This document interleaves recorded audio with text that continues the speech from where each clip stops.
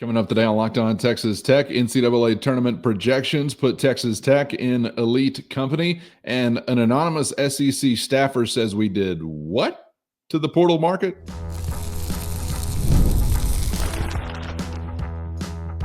You are Locked On Texas Tech, your daily podcast on the Texas Tech Red Raiders. Part of the Locked On Podcast Network, your team every day. Great to be with you again on Locked On Texas Tech on the Locked On Podcast Network, your team every day, always free and available on YouTube or anywhere you get podcasts. And thanks as always for making us your first listen. Today's episode is brought to you by FanDuel, and right now new FanDuel customers can get $150 in bonus bets if your first $5 bet wins. So visit FanDuel.com to get started. With the only Chris Level, I'm Casey Cowan. Chris, great to be back with you again, and just a second to catch our breath and take a look at a bigger picture today as we are biding our time between Stillwater and Fort Worth. Grant McCaslin and the Red Raiders back on the road this week, and we'll set the table for Tech and Texas Christian on an upcoming episode. But today we will stick with Tech hoops, and we'll get to a big picture in just a second from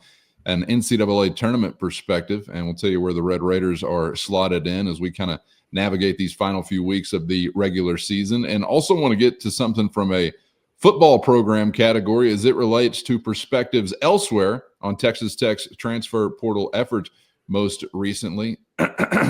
According to an anonymous SEC source, we did what to the market? How dare you, sir? But first, and this is a family program, keep in mind, but first, Chris, we'll start with Grant McCaslin's Red Raiders. And I want to put this up on the screen so those watching on YouTube can take a look at it here. This a projection as it relates to March. And this is official, stuff from the committee, right? So this is like an updated look as we roll through the remainder of the regular season. And this essentially, correct me anywhere I'm going wrong here, Chris, but this essentially winds up with Texas Tech as a 13th overall national seed. And as you see there on the screen, represented as a 2 seed there in the South region. But an early look at a picture that thinks very highly of the Red Raiders. Yeah, so this is basically the basketball version of what we see with the football playoff rankings that come out for about, 5 to 6 weeks leading up to when they select who's going to make it into the playoffs and all those things. And this is the equivalent of that. And keep in mind, okay, so this comes out the morning of Saturday morning. And so all the games have yet to play out that day. So if anything, your situation would be, improved or slightly improved or whatever from when you first saw this. But Grant even said, there's a couple of things that I thought Coach McCaslin said that I think stick out. He was asked about this after the win in Stillwater. Hey, do you look at that? And I guess I fully expected to go, man, no, I can't control it. I don't pay attention. It doesn't matter to us right now. But he was like, yeah, I paid attention. I wanted to know what the committee felt about our league. And I think that 5 of these top 16 are Big 12 teams. Now, having said that, the way the results played out that day, I wonder if Arizona would still be in this top 16, but that's their problem, not mine. And I think Grant also pointed out, like, hey, the first UConn national championship that Dan Hurley won, they didn't even appear in this initial top 16 teams in the first ranking. And so it doesn't, it gives you a good idea. And I think Grant felt pretty good about where his team stood and where the league stood. So it's pretty clear that the committee thinks pretty well of the Big 12 conference. Because there's two arguments, like for and against Texas Tech right now, and there's some that are believers, there's some that are like, I don't know. And if you're putting the bracket together, if you're having to pick and choose and break ties with certain teams on certain seed lines and all that stuff, because we're going to get inundated with all this kind of talk over the next month. I enjoy it. I think it's kind of fun to see how it all breaks out. What you have working against you is like your UCF loss is turning out to be a really bad one. the wheels have come off of UCF. Colorado got their first conference win against UCF over the weekend. That doesn't help you. The St. Joe's loss on a neutral floor in the non-conference is turning out to be a bad loss or one of your question marks. And there wasn't a lot of juice on your non-conference schedule. You don't have any like wins to go, well, but we did this, we did that. No, you really don't have any of that. Everything that you've essentially done from a resume standpoint has been in the calendar year of 2025. Yeah, you hammered some teams in the non-conference. You didn't take any bad losses other than the St. Joe's loss. The loss to A&M, I'd love another crack at those guys because you were right there with them with no JT Toppin and they're top 10 ranked in the country. And as you saw in the graphic a second ago, they are a 2 seed. A 2. And I mean, you were as good, if not better than those guys. I felt like all things being equal, and you didn't have arguably one of your best players in that particular game. And you lost, I think the final was 72-67. So that's the negative. The positive is you have maybe one of the best 2 or 3 wins in the sport this season, the win in Houston. That's just paying major dividends for you. And then your road record, you being 6-1 is I think really, like, I think with the way that they look at everything, that is what has just forced people to factor you in and take notice and all, even if they didn't want to, because it's so impressive because of the league that you're playing in. But then the data, like the efficiency, the offensive and defensive ratings, all the analytical stuff that they use to kind of determine this and that, like the Ken Pom, the Torvik, all the different formulas that get put together, you were just you're top 30 in both offense and defense as a team from an efficiency standpoint, and several other metrics. But those are the pros, I guess I should say. But it all equals. I mean, you moved up in the net with your win over the weekend. Like you're like 7th in the country there. That's more important than any top 25 ranking. And you're a 13th overall seed prior to the Oklahoma State win. And Ken Pom has you, I think, like 8th or something, overall. And so anyway, those are more important than the top 25 stuff. But the 13 overall seed, yeah, because that puts you on the way they seeded it has you on the 4 line. But you keep winning, the 3 line is a very, very real possibility. And then you start talking about now we're playing to be able to go to Wichita, Kansas, or Denver, Colorado in some of those first rounds, which is the closest sites to Lubbock, Texas.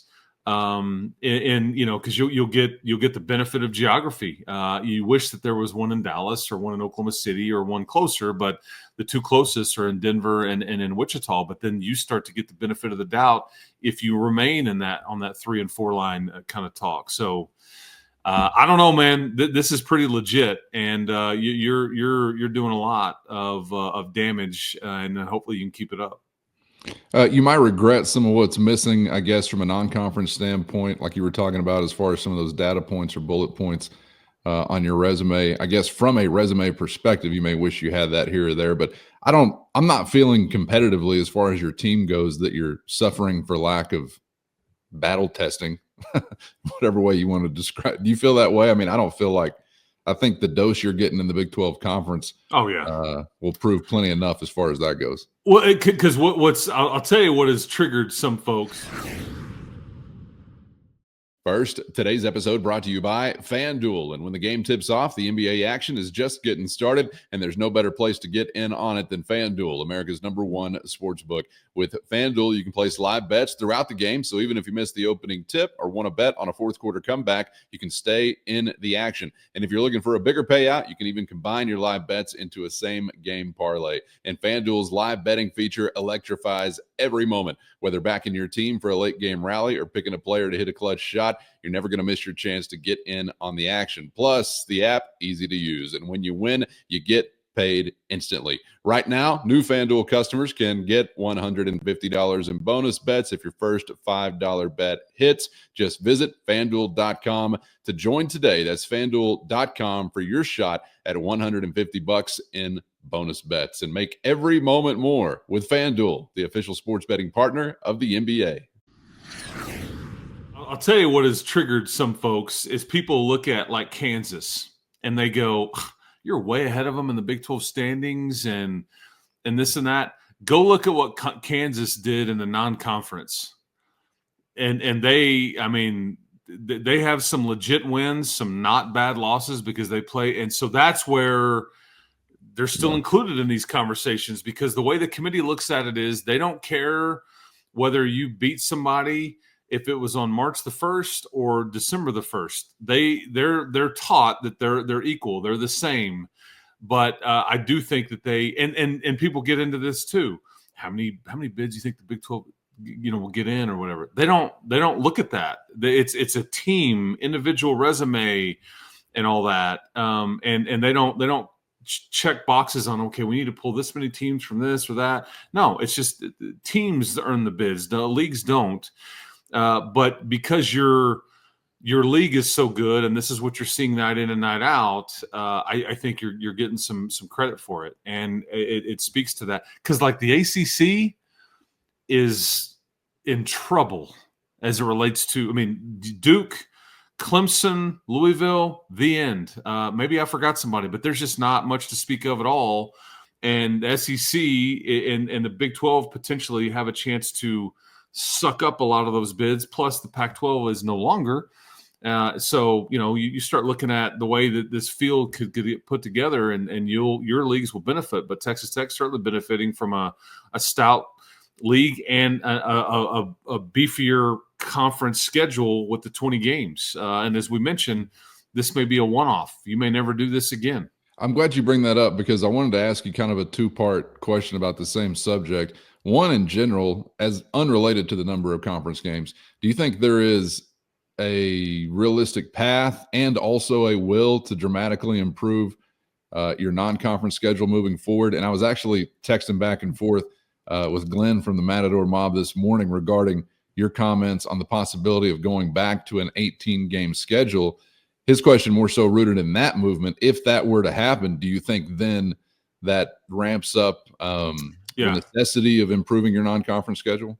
Yes, it will. And this is a bit of a surprise to me. I felt like when they got to 20, I didn't think that they would ever go back. I think that, I'd love to know the minutia of how we kind of got to this point, but I assumed that the TV partners, like, it was part of the deal. They wanted more inventory, but 20 games with no bye week and all that, it's been a grind. And I think there was some pushback, and I think everybody just, because what was interesting is, like, in November and December, there was these huge gaps in your schedule, like one game a week kind of stuff. And it was weird. It was like, JT Toppin missed close to a month, and he missed 4 games. He missed 25 days where he didn't play, but he only missed 4 games. That was so.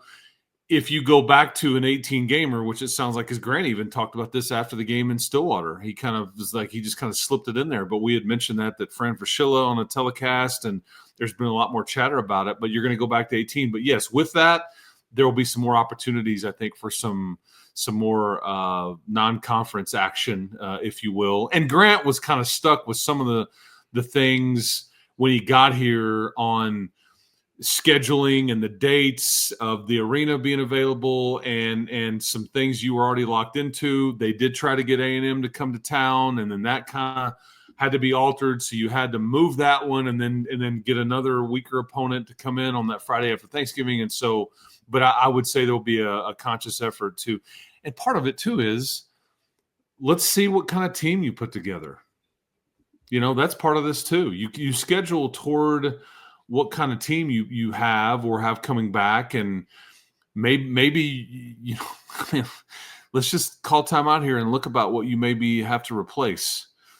Chance McMillan, Darion Williams, JT Toppin, Elijah Hawkins, Kerwin Walton, all could be, hey man, we appreciate it, Red Raiders. That is a lot to replace. maybe you consciously don't just go crazy with your non-conference schedule and just kind of, man, we need to mesh and we need to, so there's all that factors into it too. But to answer the question, yes, I think there'll be more higher profile games, where you get 4 to 6 of them potentially in the November, December months.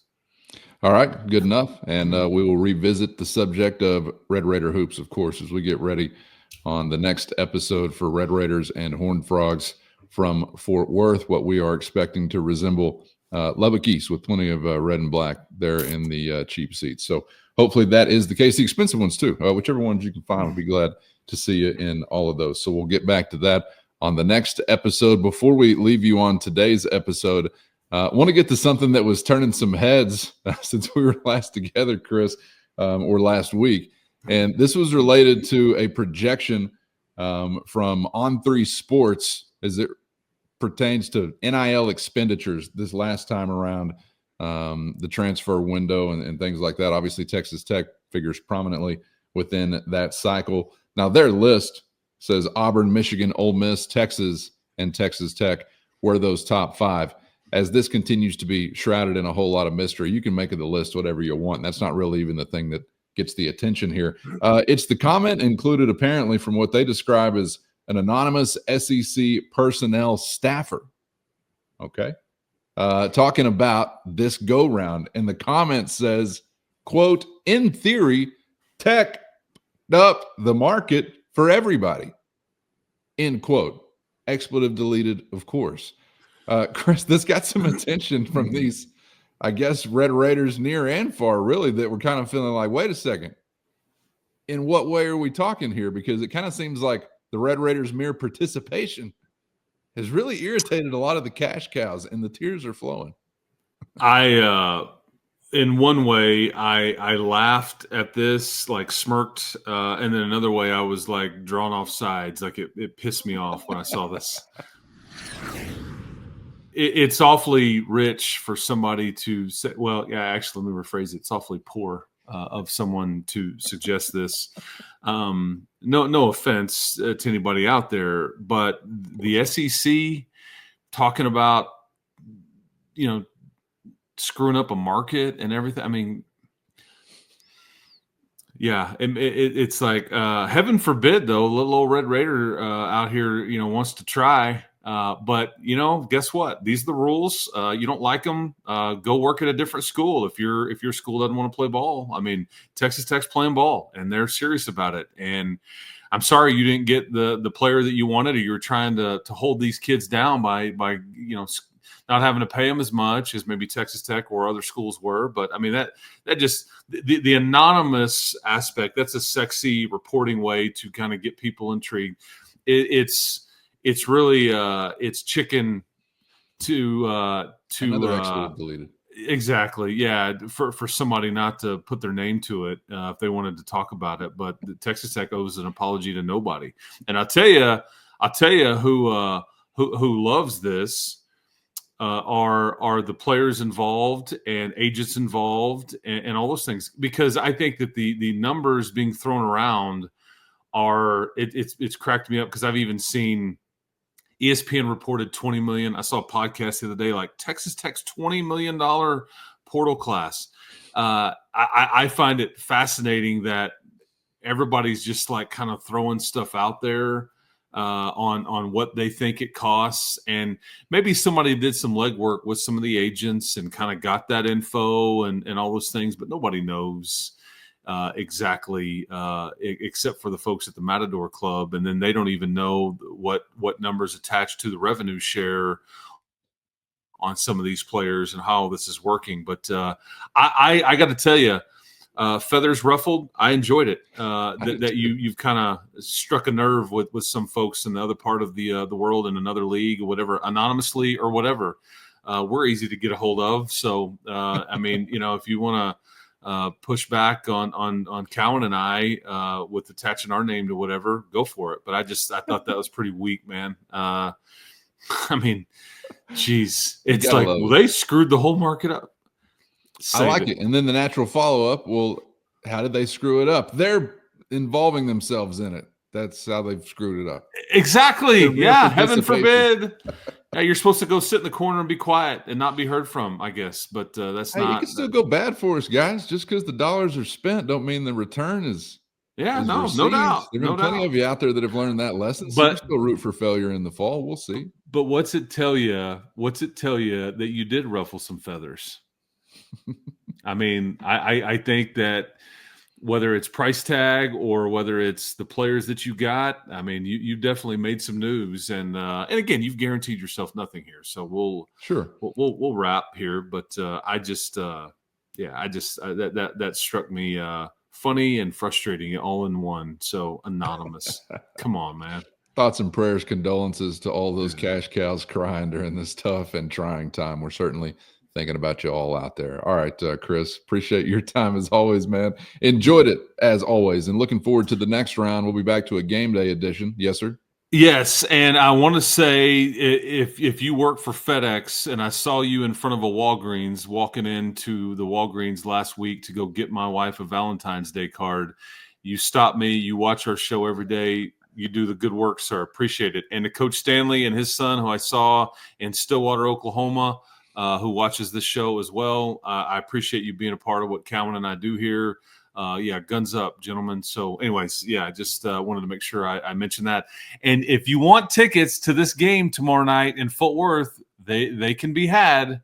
Your team will need it. If you want to see a first-round draft pick that's suiting up in a Red Raider uniform, you might get a glimpse in old JT Toppin. So hope to see many people in Fort Worth tomorrow night, but we'll come back tomorrow and break down that particular contest on the next edition of Locked On Texas Tech. Right, Calvin? That's right. We'll see if JT can keep the heater going, man. Hope so. And looking forward to another bit of road success, hopefully, for the good guys. So we'll get back tomorrow to hit you with a primer for that one. All right. Thanks so much for the time, and get subscribed on YouTube or anywhere you get podcasts so you miss nothing as we roll through another wild and woolly week. I have no doubt. Shout out to the everydayers and, of course, to the Matador Mob as well. Hit the show notes, find a link to a free 14-day trial. That's your direct line to Chris and myself with one-on-one text sent straight to your phone if you dare. Thanks as always for being there, and we hope to see you back for the next round on Locked On Texas Tech.